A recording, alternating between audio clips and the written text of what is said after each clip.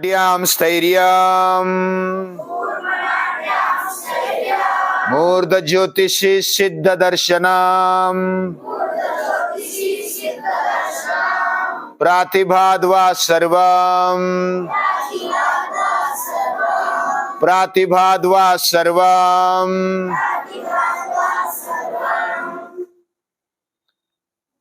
Newton का नाम सभी ने सुना है ना। उन्होंने कौन सा शोध लगवाया? गुरुत्वाकर्षण, ग्रेविटी का। और वो शोध कैसे लगा ये कहानी भी सभी को पता है। यानी वो बैठा था, छोटा था, छोटा यानी 15 साल का भी नहीं था। तो उसने देखा कि ये जो सेब है, एप्पल, वो गिरा और नीचे गिरा जमीन पर। उसके मन में क्लिक हो गया, बुद्धि जागृत हो गई, अरे नीचे ही क्यों गिरा। अभी जो हर बार कुछ मन में प्रश्न लाते हैं ना, ये ऐसा क्यों, तो उसके पीछे का साइंस पता चलने लगता है, शास्त्र पता चलने लगता है। तो न्यूटन ने विचार किया कि ये नीचे क्यों गिरा। उसको प्रश्न आ गया, कुछ शक्ति होगी अंदर, कोई ना कोई खींचता है। और वो शक्ति का पता उसको लग गया और गुरुत्वाकर्षण का शोध लग गया। इसके पहले तो नीचे गिरता था ना, सभी फल नीचे गिरते, पेड़ के फल ऊपर थोड़ी जाते हैं। यानी ज्ञान तो था उधर, गुरुत्वाकर्षण क्या उसके बाद पैदा हुआ? नहीं पैदा हुआ। ज्ञान तो है, उधर भी है, सृष्टि में भी है, हमारे अंदर भी है। हमारे अंदर क्लिक हो जाता है। जिनका चित्त शुद्ध है, यानी कि बहुत ही शुद्ध है, प्यूरिफाइड माइंड, उनको ऐसे प्रतिभा के साक्षात्कार होते हैं। वे प्रश्न पूछते अंदर, अपने अंदर प्रश्न पूछते और उसका उत्तर ढूंढने के लिए बस मेहनत करते हैं, कोशिश करते हैं। और गुरुत्वाकर्षण का शोध लगा और दुनिया को एक नया आयाम मिल गया। वैसे वाटसन है, गैलीलियो है, एडिसन है, उनको भी शोध लग गए।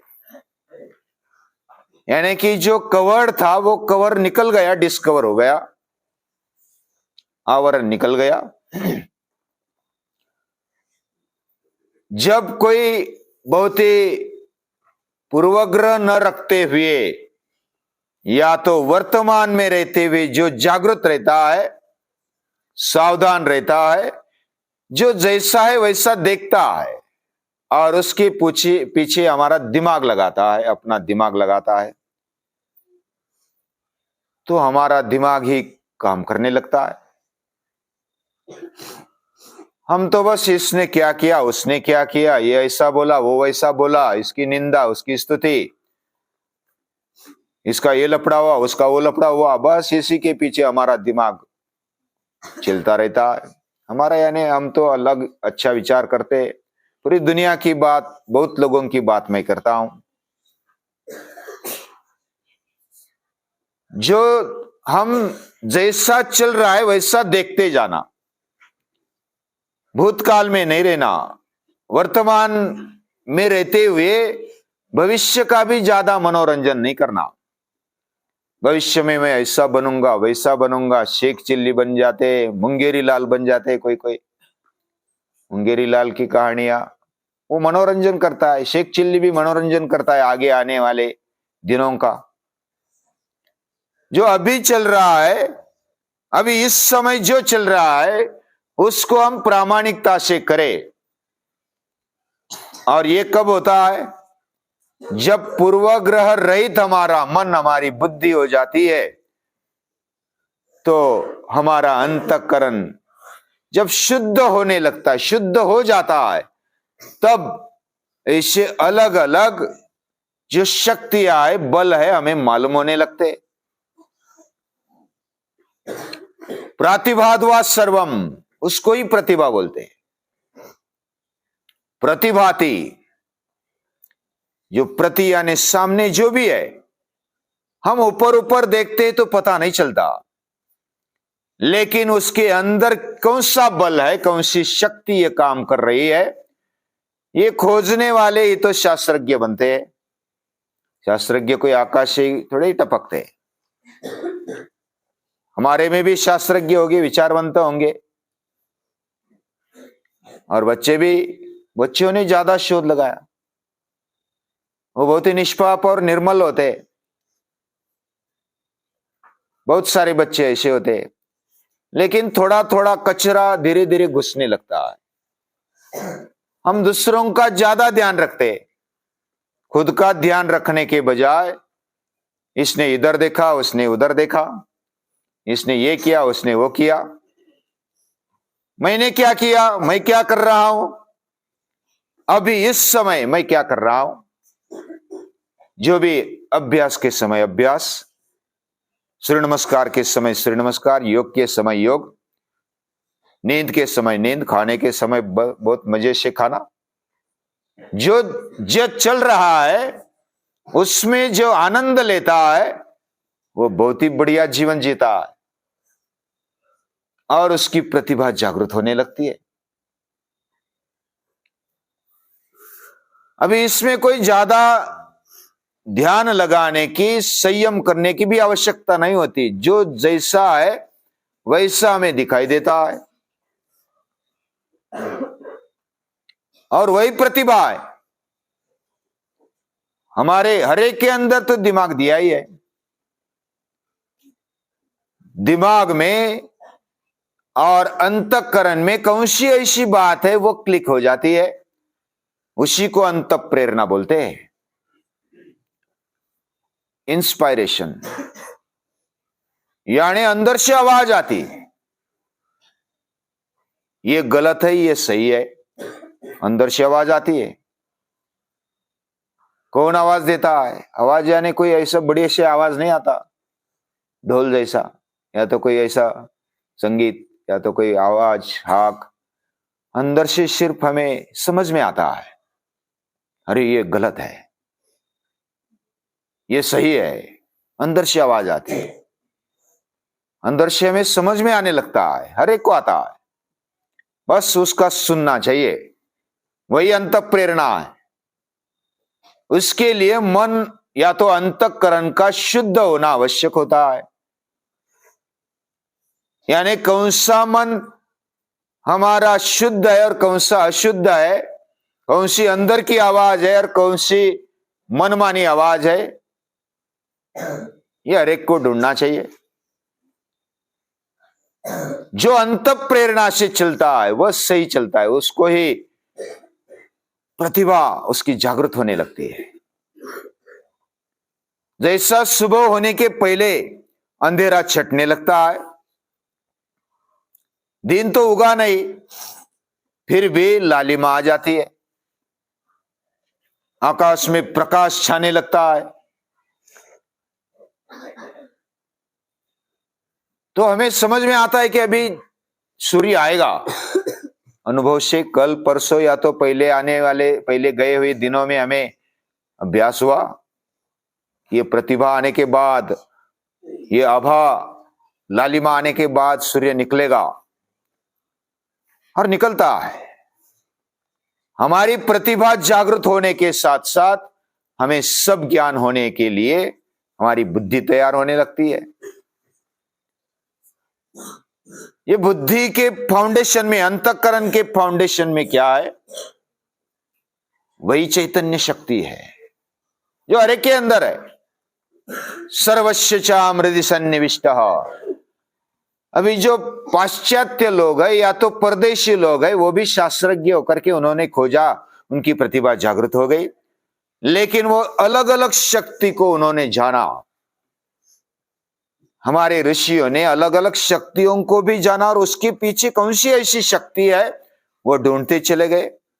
आज भी बहुत सारे शास्त्रज्ञ लगे हैं और गॉड पार्टिकल शोधा है। यानी कौन सी ऐसी शक्ति है जो न्यूट्रॉन को, प्रोटॉन को हिलाती है, इलेक्ट्रॉन को गति देती है? ऐसी कौन सी शक्ति है? वही भगवान की शक्ति है, वही गॉड पार्टिकल है। वो अपने आप हिलता है, उसमें कौन सा ऐसा बल है वो हिला देता है। तो हमारे ऋषियों ने ये शोधा, ईशावास्यमिदं सर्वम, हमें जो शक्ति मिली है, जो सृष्टि में बसी है, हमारे अंदर बसी है, चराचर में बसी है। सूर्य उसी की ताकत से चमकता है, हवा उसी की ताकत से बहती है, अग्नि उसी की ताकत से प्रकाशित होता है,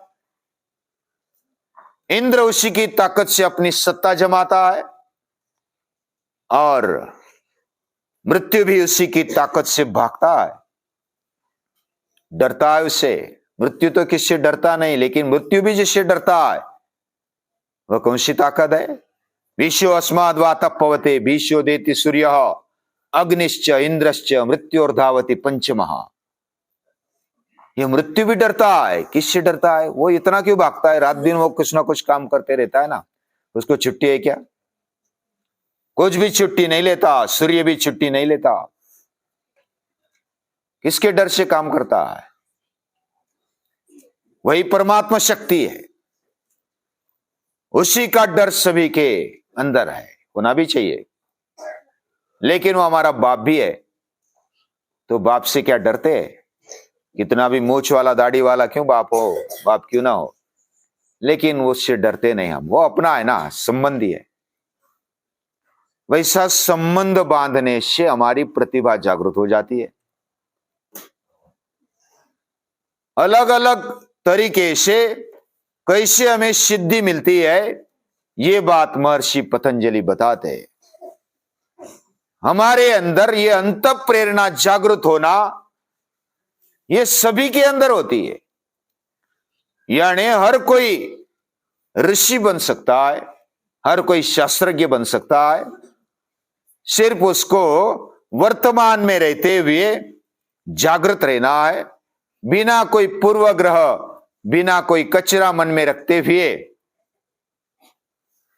हमारे अंतःकरण को रखना है।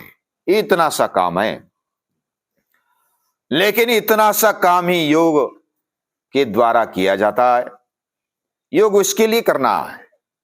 योग यानी क्या? अपने आप से जुड़ जाना। योग यानी जुड़ाव है। तो महर्षि पतंजलि पहले तो व्यापकता से फिर धीरे धीरे सूक्ष्मता की तरफ जा रहे। यानी पहले जो एकाग्रता संयम बनाया, वह जैसे विभूति पाद में बताया है,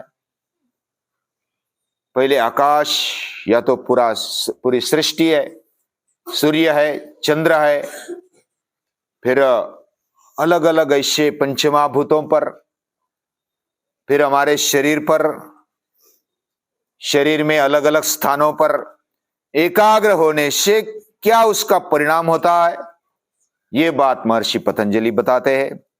और ये बहुत बढ़िया है। हमारा दिमाग तो कुछ ना कुछ चाहता ही है, उसको काम चाहिए। मन खाली नहीं रहता, और खाली नहीं रहता तो उसको कुछ ना कुछ देना चाहिए। वो भूत जैसा है, और वो एम्प्टी रखते हैं ना। Empty mind is devils workshop, ऐसा बोला जाता है। जो खाली मन है ना, वो शैतान का घर बन जाता है। लेकिन शैतान के घर के बजाय उसको देव का घर कैसा बनाए? जिधर देवत्व है, जिधर प्रकाश है, जिधर कुछ चमकता है, शक्ति है, उसको ढूंढने का प्रयास करेंगे तो हमारा मन भी दैवी बन जाएगा। ये दैवी मन बनाने के लिए क्या क्या करना चाहिए, ये हमें समझाने का प्रयास महर्षि पतंजलि करते हैं। ऐसे महर्षि पतंजलि को याद करते हर रोज, उनको नमस्कार करते, आपको भी नमस्कार करते हैं।